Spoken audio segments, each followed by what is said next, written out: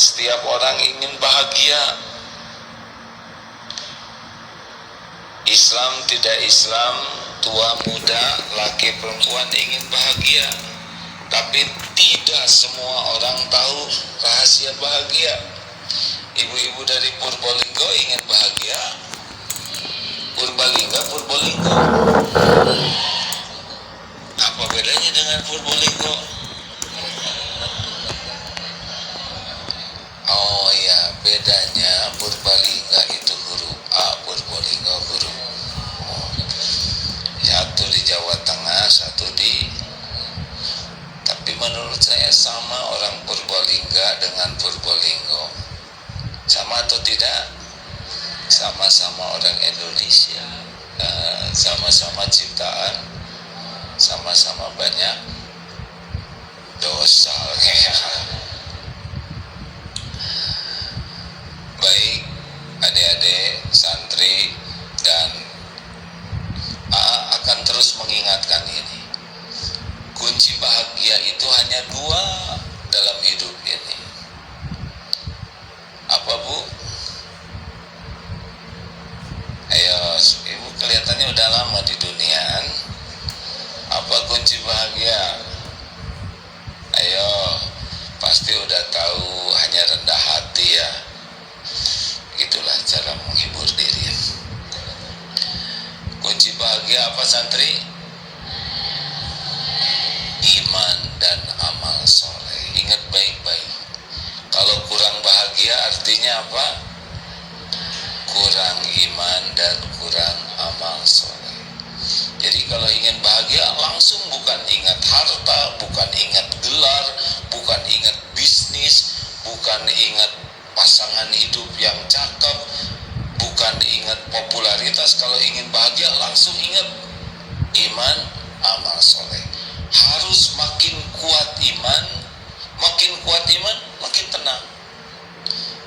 Jadi kalau kita selalu tiga hal, cemas dengan yang belum terjadi, ini indikator iman. Adik-adik tolong dicatat ya.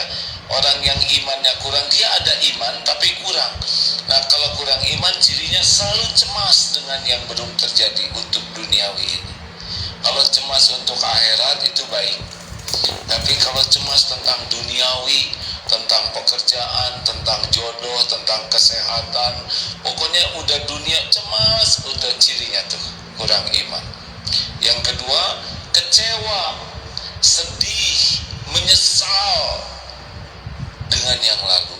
Ke depan cemas, ya lalu menekan di sini.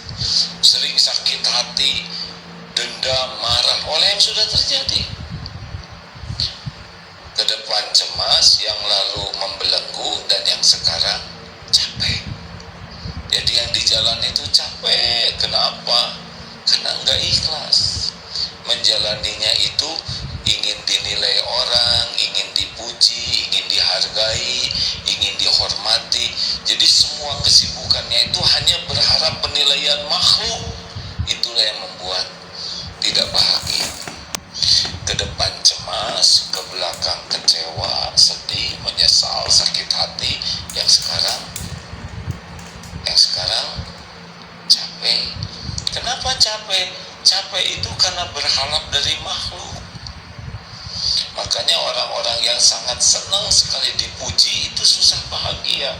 Yang ingin kelihatan cantik, cakep, ingin kelihatan kaya, ingin kelihatan keren, ingin kelihatan hebat, pokoknya yang sibuk aja ingin kelihatan oleh manusia dan tidak peduli dengan penilaian Allah. Capek, pasti capek.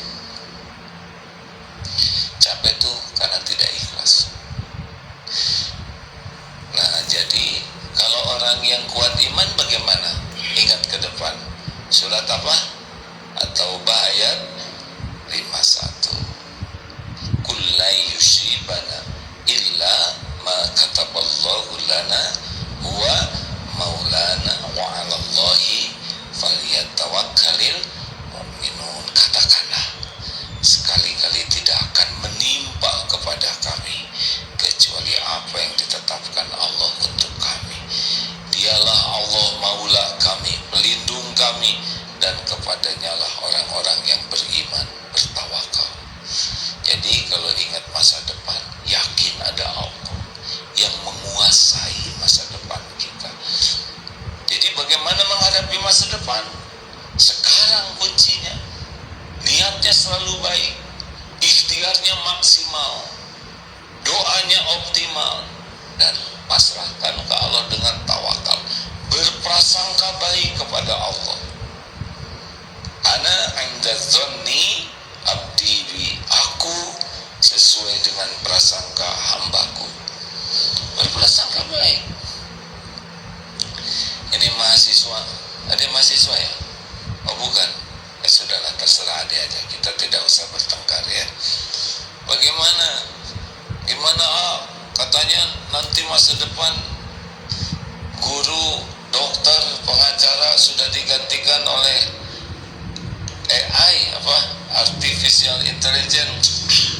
Tenang saja, yang menguasai takdir adalah Allah. Sekarang saja jadi orang baik, belajar sungguh-sungguh, ikhtiar maksimal, doanya yang maksimal. Besok lusa belum tentu hidup. Kalaupun hidup, Allah yang ngurus. Gak usah stres. Katanya harga tanah makin naik, harga rumah makin naik. Gak apa-apa. Yang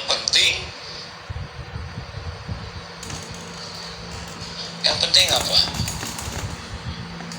Bisa beli, salah. Yang penting bisa berteduh. Gak harus punya rumah. Gak harus. Jangan tertekan belum punya rumah, dan jangan malu ya. Tidak usah malu jadi kontraktor, tidak usah. Dan sebagai orang tua jangan mengukur kesuksesan anak. Ini anak sukses nih, udah punya rumah. Ya, tidak menjadi tanda kesuksesan. Rumah sesuka Allah. Penjahat juga banyak yang dikasih rumah besar-besar, betul?